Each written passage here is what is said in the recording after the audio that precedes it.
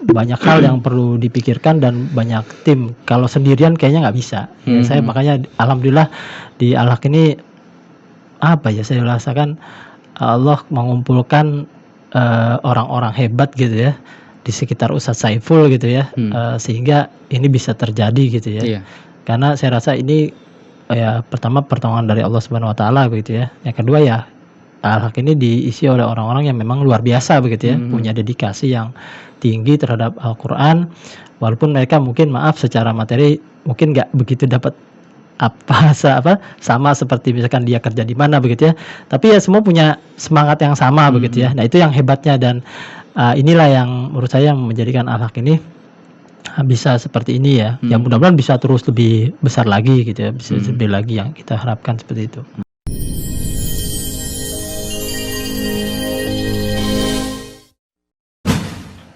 Bismillah, assalamualaikum warahmatullahi wabarakatuh. Kembali lagi bersama saya Ahmad di dalam Dialektika Al-Haq bersama Al-Haq membumikan Al-Quran. Sahabat Al-Haq, hari ini kita kedatangan seorang narasumber dari Yayasan Al-Haq Indonesia yang akan kita tanya tentang apakah itu Yayasan Al-Haq dan bagaimanakah Yayasan Al-Haq selama ini berjalan. Baik, hari ini kita sudah kedatangan tamu yaitu Ustadz Azim Zulkarnain. Beliau adalah Ketua Yayasan Al-Haq Indonesia yang selama ini bersama teman-teman Yayasan Al-Haq membuat berbagai macam kegiatan yang bermanfaat untuk warga-warga Balikpapan dan juga sudah sampai kepada beberapa cabang yang ada di Indonesia. Baik, langsung saja kita sapa. Bagaimana? Assalamualaikum warahmatullahi wabarakatuh. Waalaikumsalam warahmatullahi wabarakatuh, Mas Ahmad. Bagaimana Ustadz kabarnya hari ini, Ustadz? Alhamdulillah, baik. Alhamdulillah. Jadi hari ini Ustadz saya minta waktunya sebentar untuk kita ngobrol-ngobrol tentang Yayasan Al-Haq, Ustadz. Baik. Mungkin langsung saja Ustadz, yang pertama, saya secara pribadi ini sebenarnya masih sangat baru Ustadz dengan Yayasan Al-Haq Indonesia, dengan metode Al-Haq gitu kan.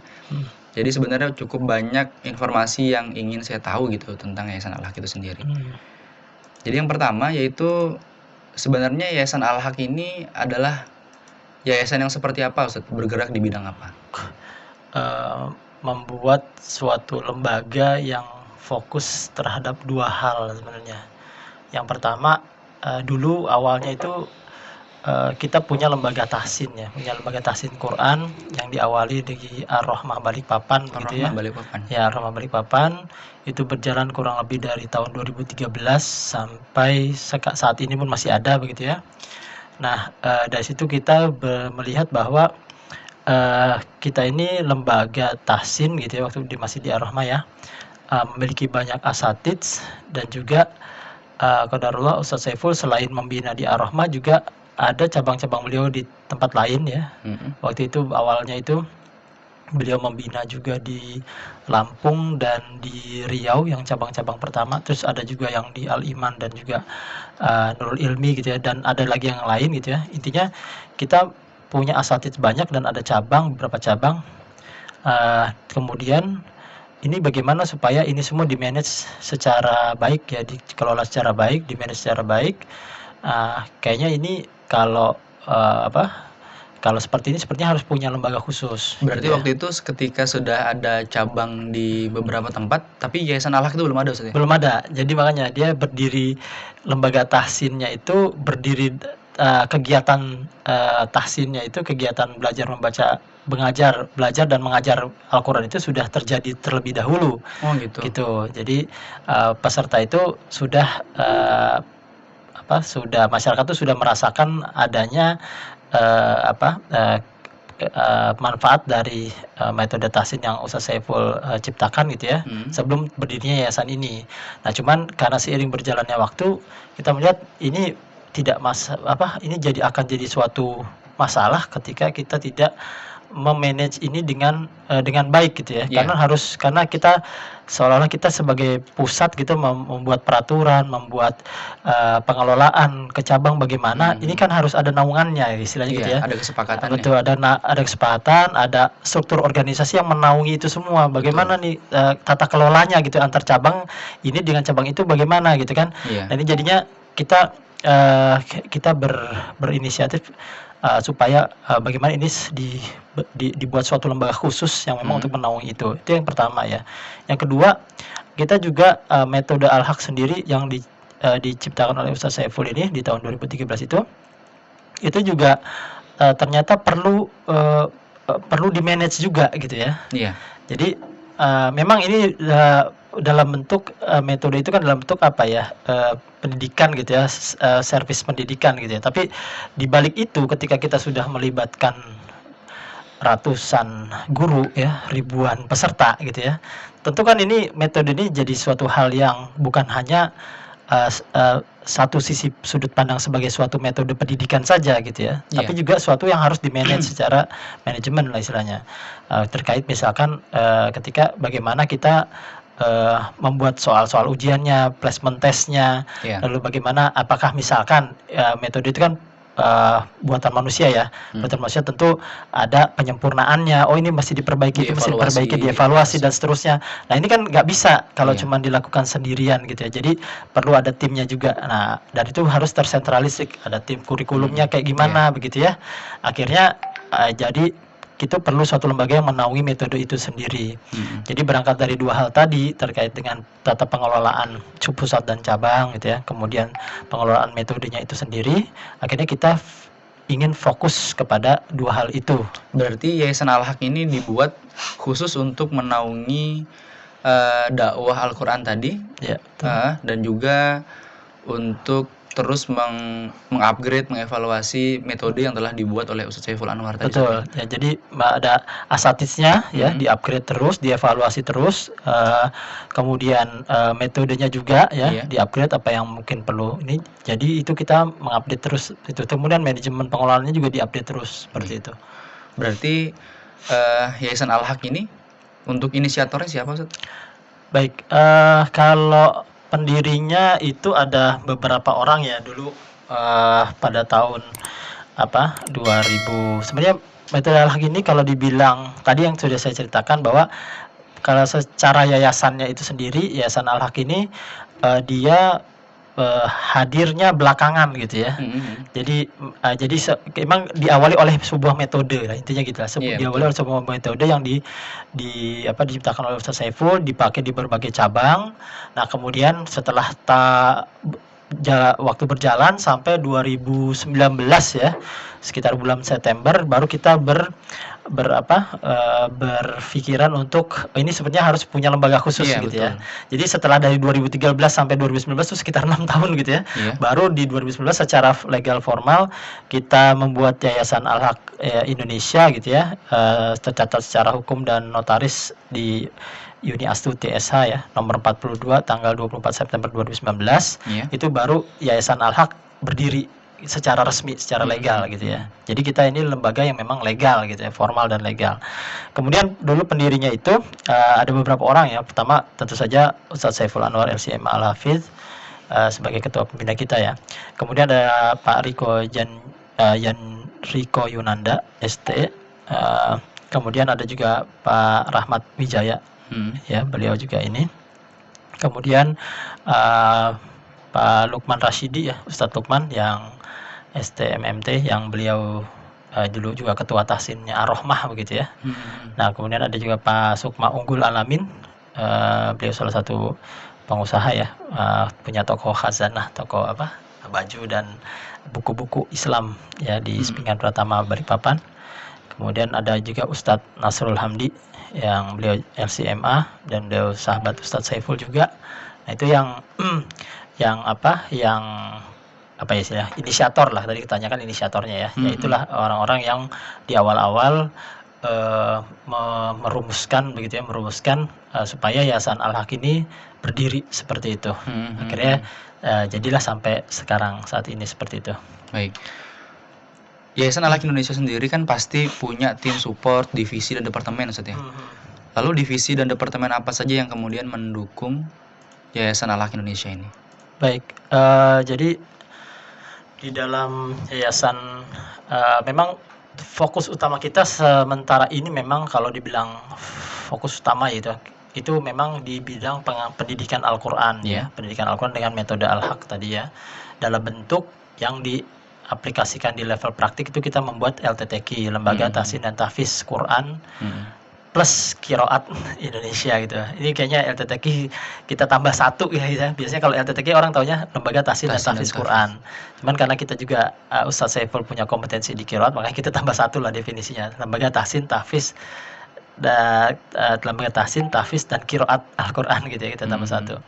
Nah, kemudian selain divisi pendidikan tadi dalam bentuk Lembaga Tahsin dan Tahfiz Quran tadi, kita juga memiliki beberapa divisi gitu ya. Ada divisi admin dan keuangan, kemudian ada IO dan fundraising, ada divisi ekonomi dan usaha, ada media, seperti itu. Jadi ada berapa tuh? Dan jadi kalau divisi tadi divisi tahsin ya, satu, kedua divisi admin dan keuangan, tiga divisi IO dan fundraising, keempat divisi ekonomi, dan kelima divisi media.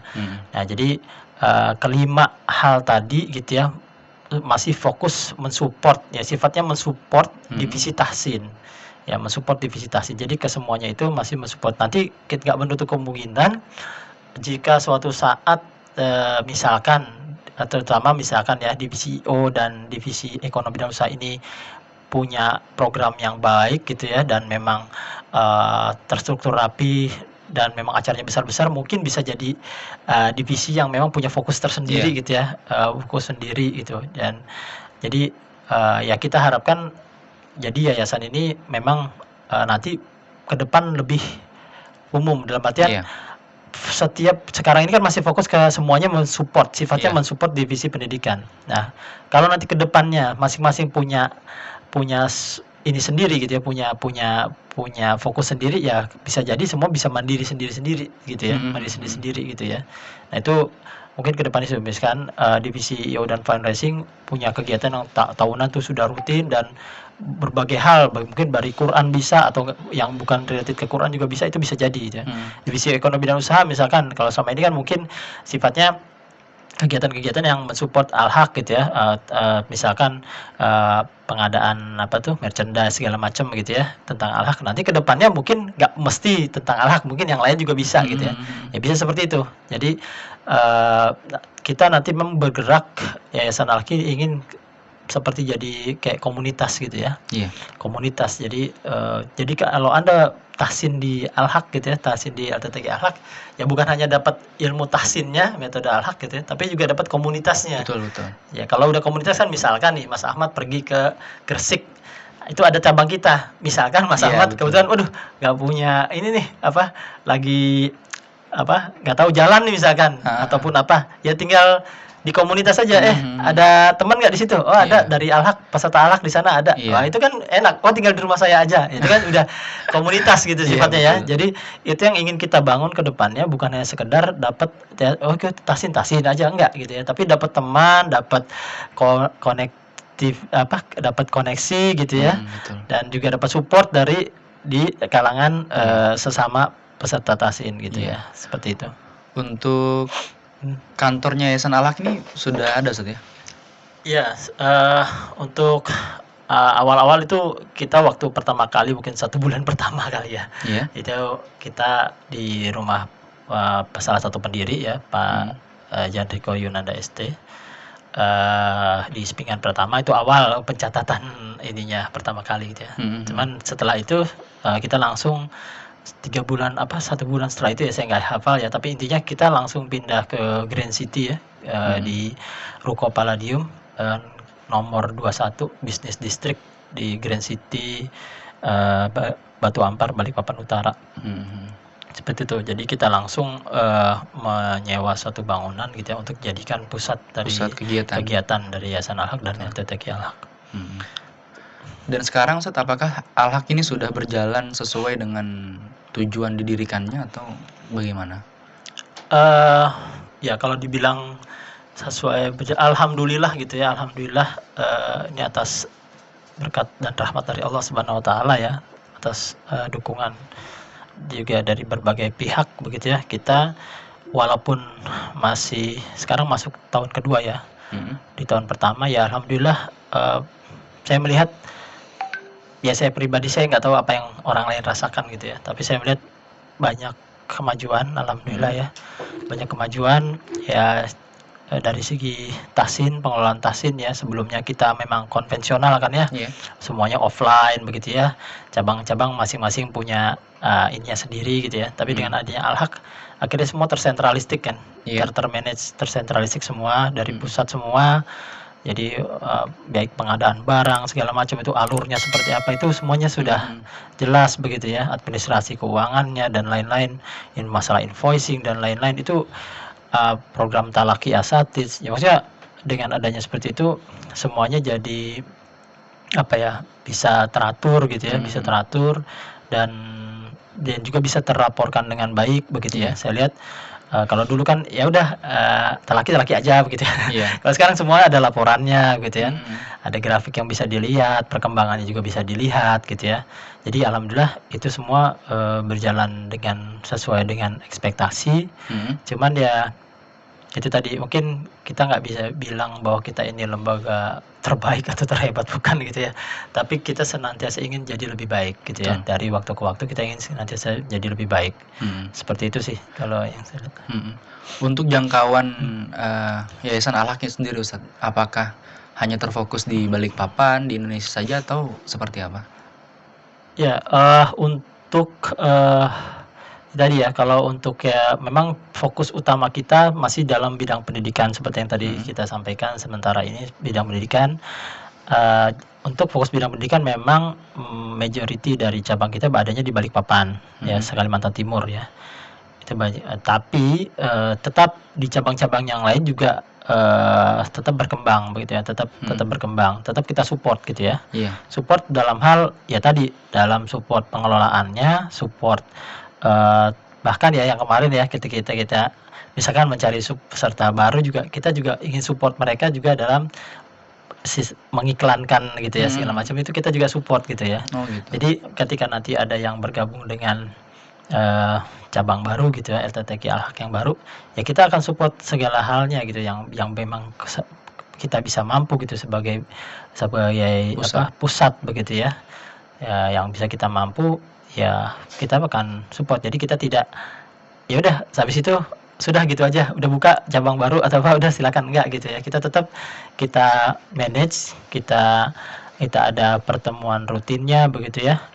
Jadi tetap kita, tetap apa ya istilahnya, tetap berhubungan dengan mereka semua gitu ya. Makanya di Al-Haq itu saya melihat, antara satu cabang dengan lain itu kita melihat memang seperti keluarga gitu ya. Iya. Sudah hampir-hampir kita tuh kayak bukan hubungan, maaf mungkin ada yang menganggap bahwa ini hubungan bisnis atau apa. Iya. Enggak begitu gitu ya. Kalau nanti yang mungkin yang tahu ya adalah cabang itu sendiri ya. Saya merasa kita udah seperti keluarga gitu ya, seperti keluarga. Jadi saling memperhatikan, tidak ada jarak yang jauh gitu antara kita dengan cabang. Nah itu memang yang kita inginkan karena kita ingin jadi komunitas. Iya betul. Tadi itu tujuan kita bukan hanya cuma sekedar ini resmi hitam putih gitu ya, enggak gitu. Jadi emang kita pengen jadi komunitas ya seperti keluarga aja gitu. Iya. Seperti itu sih. Artinya punya ikatan emosional gitu. Iya betul, ya ikatan emosional. Kalau mereka misalkan wah nih kita, butuh ini nih, gitu kan, ya kita semampu kita, selagi dia menginfokan ya, kita semampu kita bantu gitu. Sebagai pusat kita bantu apa yang kita bisa gitu. Baik. Kita kan selama kurang lebih sekitar 1 tahun ini Ustadz ya, sedang dalam masa pandemi Ustadz. Otomatis semua kegiatan itu menurun drastis, tidak sebagaimana sebelumnya gitu. Apakah ada kemudian kendala-kendala yang muncul dikarenakan hal tersebut Ustadz? Ya pasti ada ya, kalau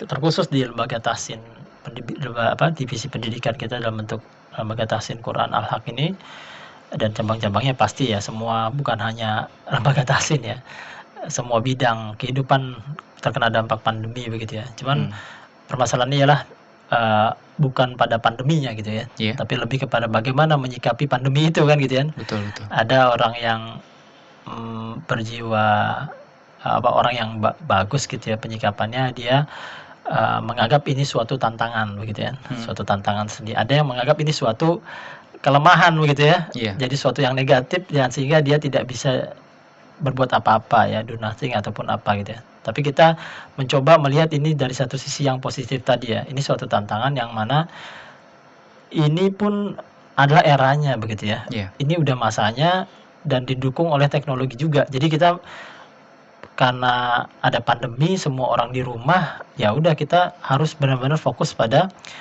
bagaimana pembelajaran tahsin tilawah itu dengan cara online sebetulnya. Ya kita fokus itu. Nah, dari situ juga selain dari situ biasanya buntut lainnya juga panjang itu kalau udah online gitu kan. Udah online itu peraturannya harus dirubah begitu ya. Lalu bagaimana supaya al-haq ini sampai ke orang-orang yang memang nggak bisa tercapai secara fisik gitu ya. Kalau selama ini kan iklan-iklan fisik aja gitu ya di jalan atau apa ya. Ini gimana caranya supaya al-haq ini nyampe ke rumah-rumah, bukan hanya yang ada di sekitar Balikpapan, di luar Balikpapan juga ada begitu kan.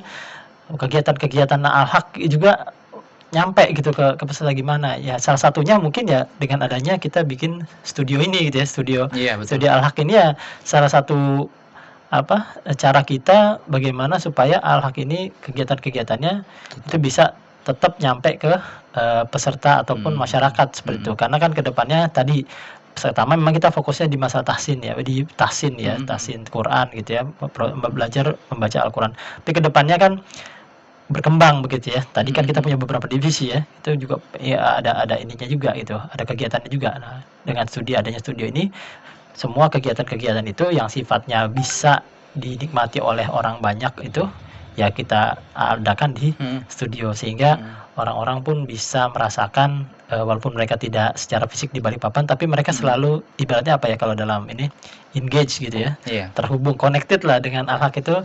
Makanya kemarin kalau dekat di media saya sampaikan ya apapun berita sekecil apapun ya sampaikan aja di Facebook kalau itu memang berita baik gitu ya. Sampaikan aja biar orang-orang tahu kegiatan di al-haq itu ternyata ya banyak begitu ya, banyak.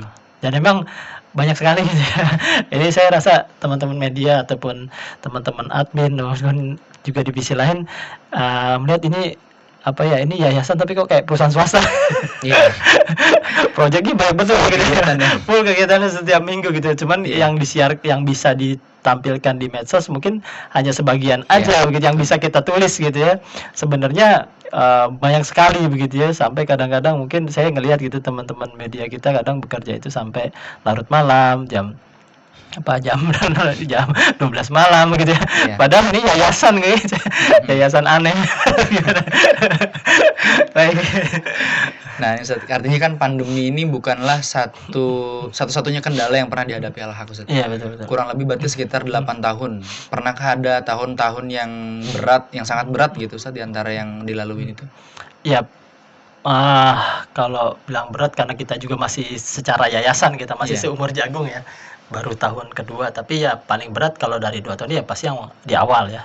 Di awal tahun ya. Karena kan kalau boleh dibilang, kalau saya di sini, saya dalam sudut pandang saya sebagai mungkin mengurus yayasan gitu ya. Itu kayak saya menganggap bahwa saya ini kayak saya menganggap yayasan ini bukan yayasan sebenarnya.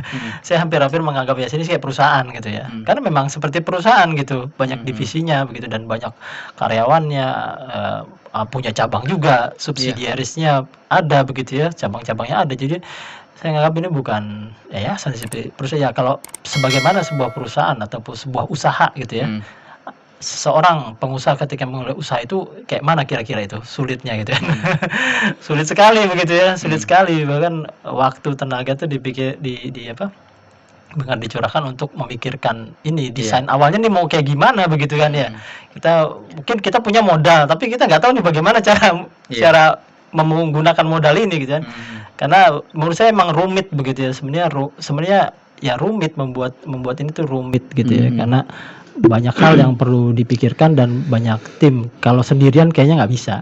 Saya makanya alhamdulillah di al-haq ini saya rasakan Allah mengumpulkan orang-orang hebat gitu ya di sekitar Ustadz Saiful gitu ya, sehingga ini bisa terjadi gitu ya. Iya. Karena saya rasa ini ya pertama pertolongan dari Allah Subhanahu Wa Taala begitu ya. Yang kedua ya Al-Haq ini diisi oleh orang-orang yang memang luar biasa begitu ya, punya dedikasi yang tinggi terhadap Al-Quran, walaupun mereka mungkin maaf secara materi mungkin nggak begitu dapat sama seperti misalkan dia kerja di mana begitu ya, tapi ya semua punya semangat yang sama begitu ya. Nah itu yang hebatnya, dan inilah yang menurut saya menjadikan Al-Haq ini bisa seperti ini ya. Ya mudah-mudahan bisa terus lebih besar lagi gitu ya, bisa lebih lagi yang kita harapkan seperti itu. Berarti motivasi yang Ustadz punya itu kan cukup kuat, Ustadz ya. Lalu apa motivasi terkuat Ustadz sampai harus bertahan di, ibaratnya tadi kata Ustadz kan kalau misalkan kita mungkin cari di luar mungkin kita akan dapatkan balasan atau gaji lah atau mungkin bayaran segala macam yang lebih besar gitu Ustadz. Tapi Ustadz secara pribadi lebih memilih untuk banyak berkembang di sini gitu, mengembangkan di sini. Motivasinya apa tuh Ustadz? Ya tentu saja ya pertama ini ya dakwah begitu ya, dakwah. Jadi saya rasa apa ya, mungkin sama dengan yang teman-teman yang di yayasan juga, kalau mengurus hal yang lain mungkin orang udah banyak lah istilahnya. Betul, udah hebat-hebat lah istilahnya gitu kan ya. Nah tapi kita juga perlu orang-orang hebat itu juga mengurus Al-Quran begitu ya. Makanya di dalam Al-Quran itu kan ada surat ya, ayat yang mengatakan bahwa Allah berfirman itu yang artinya dan berjihadlah dengan Al-Quran itu dengan jihad yang besar gitu kan. Kalau seandainya jihad itu dimaknai tanda kutip ya, dimaknai suatu pekerjaan ya, pekerjaan aktivitas gitu ya, maka di situ Al-Quran bilang dengan jihad dan kabiro lah istilahnya gitu. Jangan jihad yang besar, yang agung gitu ya. Nah, ya di situ berarti kan apa ya istilahnya ada totalitas profesionalisme juga di situ gitu. Betul. Jadi orang mungkin banyak profesional atau totalitas kan di bidang pekerjaannya masing-masing ya. Nah, kita pun sama gitu ya. Kita ingin supaya Al-Quran ini juga seperti itu gitu. Apakah itu tidak bisa gitu? Harusnya itu kan bisa gitu. Itu bisa. Ya mungkin awalnya di situ ya. Awalnya di situ. Kalau ibaratnya ada orang untuk dunia ini luar biasa totalitasnya gitu. Betul. Tapi kenapa untuk Quran kok nggak bisa gitu? Iya. Yang salah ini siapa sebenarnya? Padahal hampir-hampir waktu itu Ustadz pernah bilang ke saya gitu ya. Begini ceritanya itu. Saya kadang-kadang berpikir ini gimana ya, dananya dari mana gitu. Kadang-kadang saya berpikir gitu ya. Terus Ustadz kadang-kadang bilang, itu nanti Allah yang ngurus gitu kayak gitu. Akhirnya saya berpikir waktu tentang masjid gitu ya. Ini masjid bener kan, ini dananya bikin masjid sebesar ini gitu kan. Saya jadi berpikir gitu. Masjid ini sebenarnya punya siapa gitu ya, aslinya gitu kan. Masjid yang mana Ustadz? Masjid Al-Haq gitu yang lagi dibangun gitu kan. Ini masjid ini punya siapa gitu kan. Masjid itu kan milik Allah sebenarnya gitu kan. Kira-kira kalau yang punya, yang akan bangun itu yang punya atau para tukangnya gitu yang akan membangun ya, aslinya yang mendanainya ya. Harusnya kan yang punya ya, gitu betul. Kan. Kalau masjid itu punya Allah berarti yang akan kasih dananya siapa? Ya Allah Subhanahu Wa Taala gitu ya. Jadi kita sebagai pekerja ya cuman ngurusin administrasinya aja sebenarnya begitu ya. Yang masalah bagaimana dananya itu adalah tanggung jawab Allah Subhanahu Wa Taala, istilahnya begitu. Sama seperti ketika analoginya mungkin mirip dengan ketika Ka'bah mau diserang Raja Abraha gitu ya kalau salah. Itu kan Abdul Muthalib ditanya ya. Ini kamu nggak khawatir sama Ka'bahmu akan diserang lah kurang lebih begitu ya. Terus ya saya cuman kamu kok khawatir malah kambing-kambingmu apa gembala-gembalamu lah, unta-untamu. Ya iya karena itu punya kambing itu punya saya, itu milik saya. Jadi saya bertanggung jawab kepada kambing-kambing itu lah itu. Sedangkan Ka'bah itu milik Allah. Allah yang tanggung jawab itu untuk menjaga itu ya. Memang benar gitu ya. Akhirnya Ka'bah itu dijaga oleh Allah kirimkan burung ababil dan seterusnya sehingga Raja Abraha tidak bisa menghancurkan Ka'bah. Nah sama juga dengan ini juga konsepnya juga gitu ya. Kita bergerak di Quran ini ya kita motifnya itu gitu ya. Quran ini berasal dari sisi Allah ya. Kita cuma penjaganya aja, ngejagain atau mendakwahkannya aja gitu ya. Selebihnya segala macam hal-hal yang untuk mensupport itu, masalah dana dan seterusnya ya, orang-orang itu nanti Allah kirimkan ya gitu. Betul. Itu yang saya lihat gitu ya. Jadi nanti Allah kirimkan ini, Allah kirimkan itu, Allah kirimkan orang ini, Allah kirimkan orang itu, Allah kirimkan orang yang spesialis di bidang ini, spesialis di bidang itu gitu ya. Jadi terkumpul di Al-Haq itu gitu. Ya entah bagaimana ya itulah yang terjadi, yang berjalan saya melihat seperti itu gitu. Kok ini bisa ya, orang ini emang ahli di sini, dia gabung ke Al-Haq gitu ya. Gitu. Itu kan suatu hal yang luar biasa gitu menurut saya gitu ya. Seperti itu sih yang saya lihat gitu. Dan Al-Haq ini memang sepertinya latar belakangnya cukup beragam maksudnya. Iya betul, belakang. Dan latar belakangnya orang-orang yang bergerak di Al-Haq ini kira-kira dari mana aja?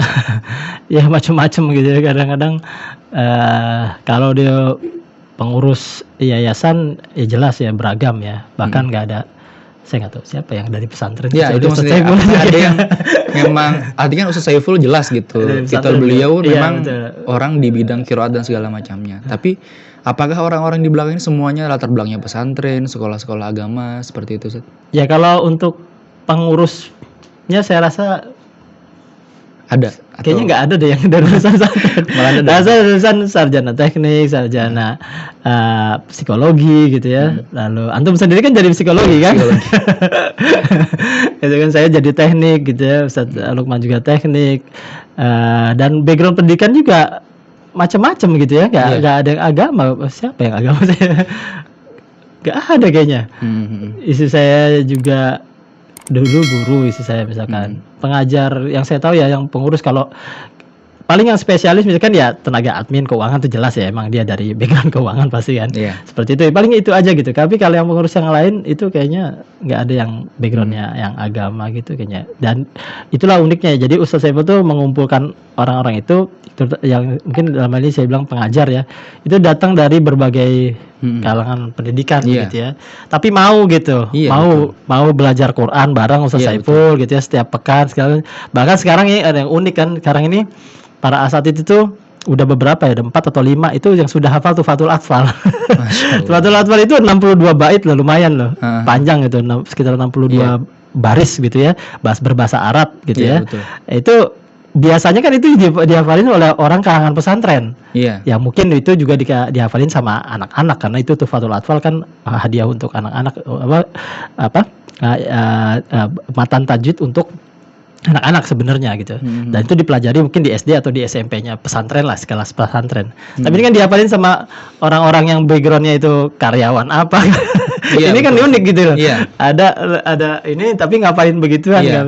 Makanya ini yang unik lah di dalam Al-Haq tuh unik. Dan itu pun bukan di masa muda atau anak-anak sudah di masa yang udah tua yang mungkin kayaknya ngafal tuh bukan hal yang gampang lagi gitu. Bukan hal yang gampang, betul. Ya rata-rata kita usianya rata-rata mungkin di atas 27 lah. Udah 35, ada yang 38 macam-macam, tapi ngafalin tuh Tuhfatul Atfal juga gitu. Tadi kan beberapa kali Ustaz menyebutkan Ustaz Saiful gitu Ustaz ya. Apakah ada satu atau mungkin 2 nasihat yang disampaikan oleh Ustaz Saiful kepada Ustadz, kepada asatidzah yang lain yang mungkin itu betul-betul menjadi modal yang besar gitu, sebagai motivasi yang besar untuk Ustadz dan teman-teman?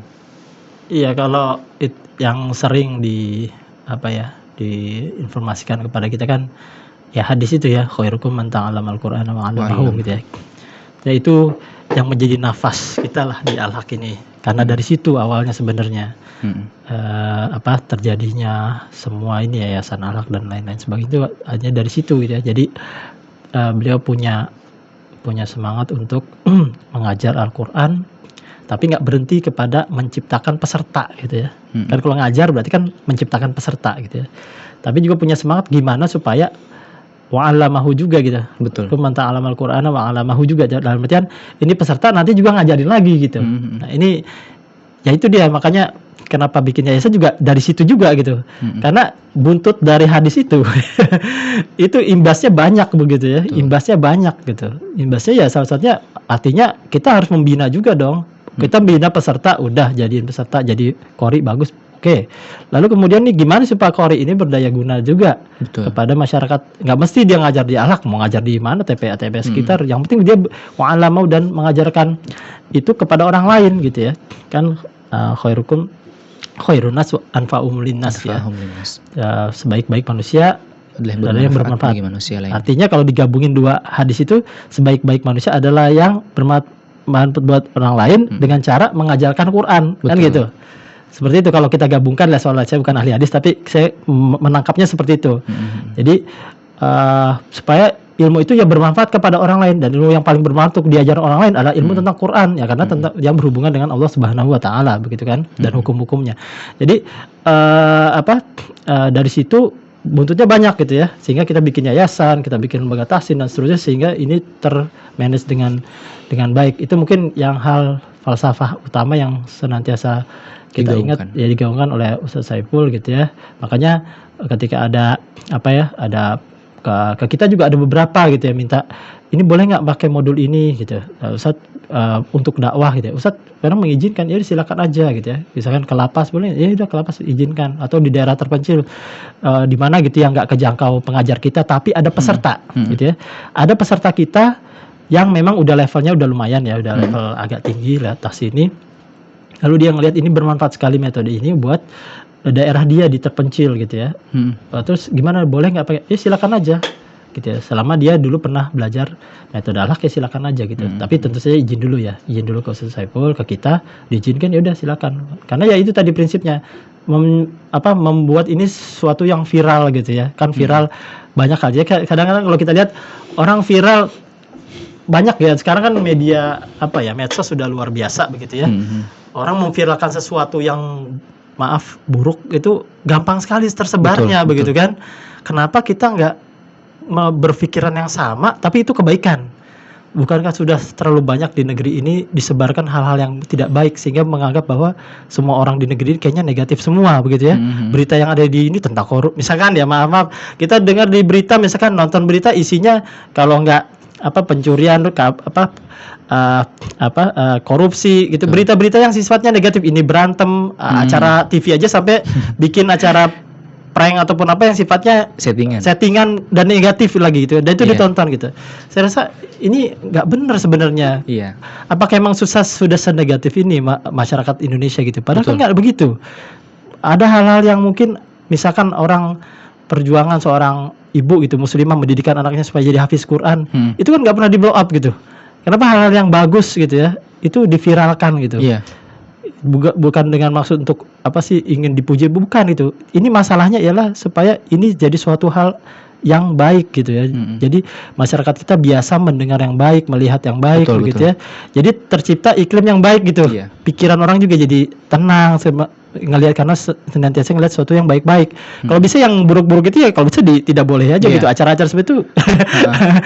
Berarti kan sebenarnya tuh kita bukan kekurangan kebaikan untuk diviralkan, tapi memang kebaikan itu banyak disimpan gitu, Ustaz ya. Ya, tidak bisa bagaimana untuk dilaporkan, di-manage. Nah, itu kita tidak ingin seperti itu. Kita makanya senantiasa kita bilang ke divisi-divisi di Al-Haq, bilang Anda melakukan apapun, banyak pekerjaan Anda, tapi kalau Anda tidak laporkan, itu tidak maksimal Anda melipat gandakan kebaikannya gitu loh. Hanya biasa dirasakan oleh Anda dan objek yang Anda ajak kerjasama itu. Tapi bukankah ada orang lain di luar sana yang juga butuh informasi itu, kebaikan itu, sehingga dia tahu, oh itu ada alaq toh. Oh kita bisa, jangan kita juga bisa buka di sini. Seperti itu. Kita juga bisa seperti kamu di situ. Kita copy paste di sini. Ya, itu kan. Jadi kita ingin seperti itu gitu ya. Jadi gelombang kebaikan ini yang berasal dari Al-Qur'an ini bisa nyampe ke seluruh pelosok gitu ya. Yang mungkin dimulai dari hal yang kecil begitu ya. Tapi kalau senantiasa dilaporkan, disiarkan itu, insya Allah orang-orang akan melihat bahwa masih ada tuh kebaikan-kebaikan di pelosok lain gitu ya. Betul, ternyata betul. Kita nggak tahu gitu. Baik. Mungkin beberapa pertanyaan terakhir, Ustaz, yaitu tentang rencana 5-10 tahun ke depan untuk Al-Haq ini seperti apa, Ustaz? Baik. Ya sebenarnya kalau menyambung dari yang tadi ya, intinya adalah terakhir kita ingin jadi satu komunitas gitu ya, komunitas yang terhubung gitu ya, baik tadi bergerak di bidang pendidikan dalam bentuk dakwah Quran, lalu nanti ada ekonominya dan usahanya juga jalan gitu ya.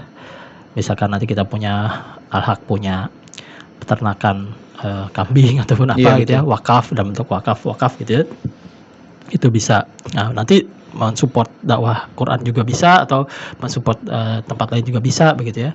Ya intinya semua divisi dalam Al-Haq ini kalau bisa maju begitu ya. Bahkan kalau memang nanti udah terlalu apa ya, udah kan terlalu besar, udah memang fokusnya emang di situ, nggak menutup kemungkinan kan, misalkan kalau misalkan divisi ekonomi itu jadi koperasi misalkan ya. Kalau divisi IO itu emang jadi usaha IO sendiri gitu ya. Jadi sama-sama Al-Haq tapi ininya beda, badan hukumnya beda gitu ya. Jadi memang profesional gitu, masing-masing punya inian profesional, seperti itu. Itu pertama. Yang kedua, kita secara secara praktikal di lapangan begitu ya, dari sisi yayasan sendiri. Pertama kita fasenya di mana kita itu mungkin kita boleh bilang set up segala sesuatu ya, maksudnya dari sistem administrasi, keuangan, lalu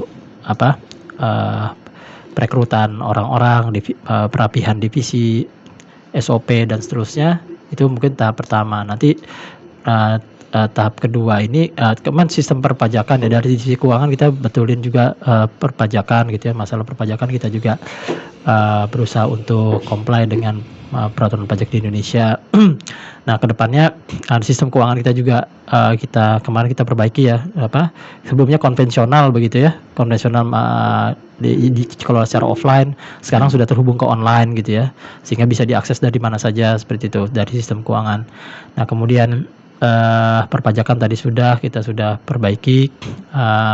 Kemudian dalam waktu dekatnya mungkin ya, kita mau coba mungkin ya tahun depan kali ya. Ada target juga, atau 1 atau 2 tahun ke depan kita ingin mendapatkan semacam ISO ya. ISO, standarisasi ISO mungkin ya, untuk suatu perusahaan, agar semua mungkin prosedur-prosedur di dalamnya itu sudah baku lah, sesuai dengan standar perusahaan gitu. Ingin mendapatkan pengakuan itu mungkin dalam waktu 1 atau 2 tahun ke depan. Jadi kita mesti perbaiki semua tata kelola kita dan terdokumentasikan dengan baik. Nanti setelah itu mungkin kita ini. Nah, itu dari sisi tata kelolanya. Kemudian dari sisi perizinan, ya tadi saya bicara sistem keuangan, terus tata kelola, terus perizinan. Ini juga lagi diusahakan juga untuk kita dapat surat izin resmi. Ya, kalau akte notaris jelas kita udah punya.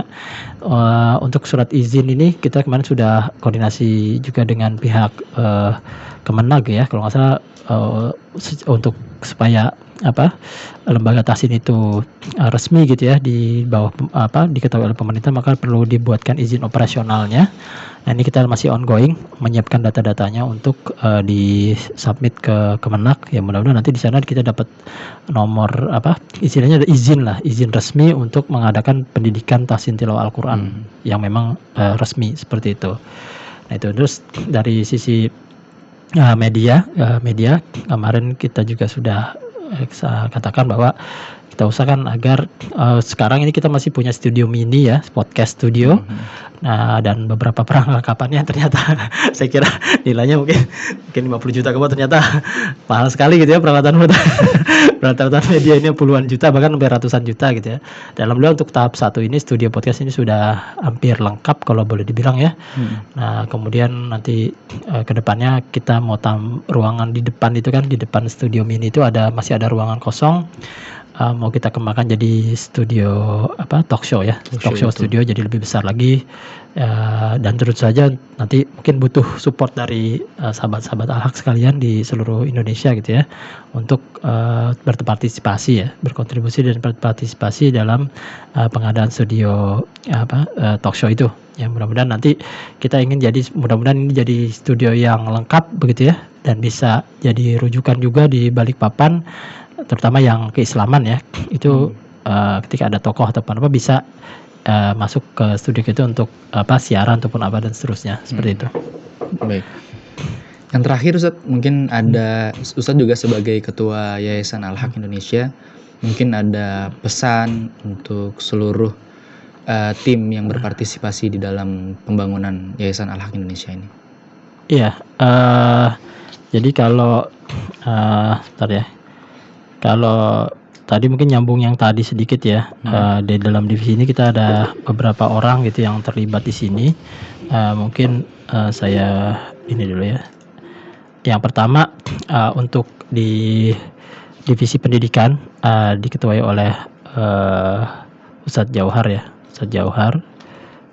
Kemudian saya bicara dari yayasan dulu kali ya. Saya lupa tadi infoin pengurus yayasan gitu ya.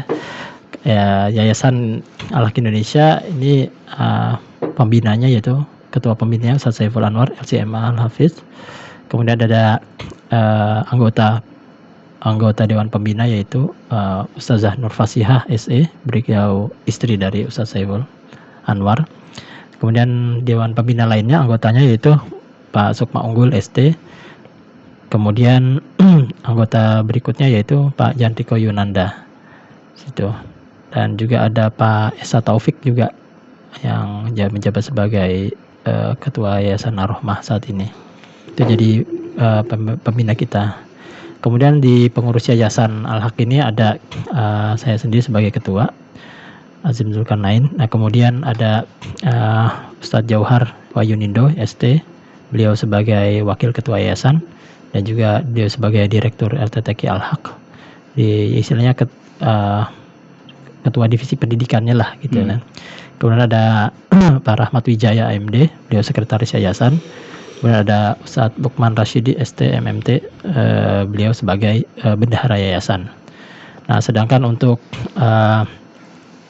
di dalam tadi divisi yayasan ya ada admin dan keuangan ya, admin dan keuangan ada Mbak Tiwi, ada Mbak Anis, ada Mbak Siti Fitriani yaitu yang ngurusin admin dan keuangan.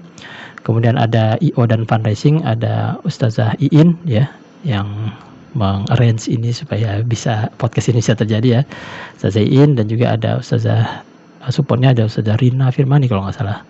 Kemudian ada juga divisi ekonomi dan usaha. Nah, ini diketuai oleh Ustazah Ninin Parwati ya. Beliau Masya Allah luar biasa, punya tim juga yang bergerak di divisi ekonomi itu ada namanya tim Al-Hijrah. Nah, kita dan itu dimasukkan ke dalam divisi ekonomi kita. Jadi kita sudah punya ini juga tanah sekitar 2 hektaran yang dikelola ya dari salah satu tim Al-Hijrah itu pesertanya gitu. Itu dikelola oleh kita di Balikpapan kilometer berapa? 5 apa 8 gitu ya. Di Balikpapan juga. Bukan di Manggar ke sana, ke arah Manggar sana. Ya di Lamaru sana ya. Itu juga ada perkebunan dan peternakan. Mereka fokus pada peternakan dan perkebunan, dan dia masuk ke dalam divisi ekonomi dan usahanya Al-Haq. Ya nanti ini rencananya mereka juga akan meluncurkan program ya, program-program mereka juga, program-program yang sifatnya keekonomian lah. Itu di bawah Al-Haq juga seperti itu. Itu ada tadi Ustazah Ninin Parwati dan tim Al-Hijrah namanya. Kemudian ada divisi media. Ya di sini ada 3 ya, Mas Agus, terus Mas Andre dan juga Mas Ahmad yang mensupport kita.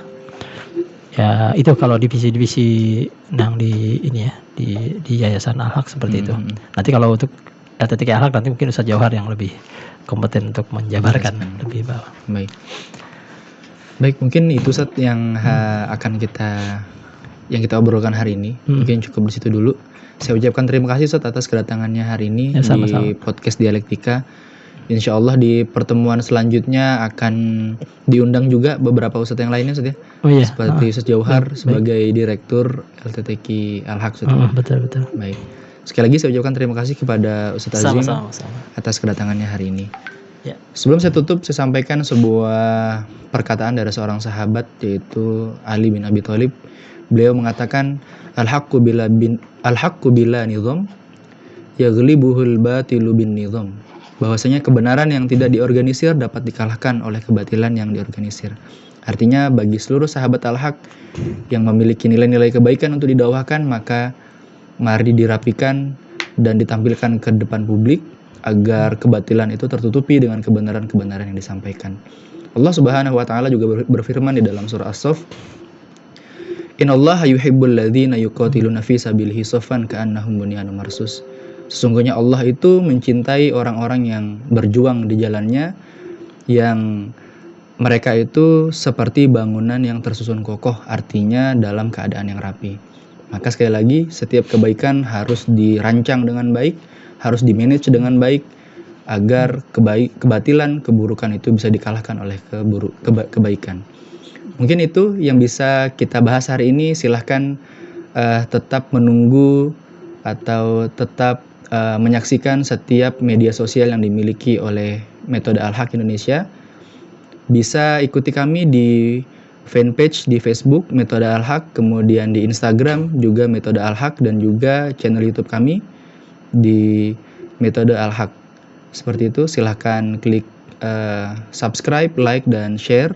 Bagikan kepada siapapun yang menurut kita patut untuk mendapatkan kebaikan-kebaikan. Sekali lagi, terima kasih atas seluruh perhatian teman-teman semua, sahabat Al-Haq.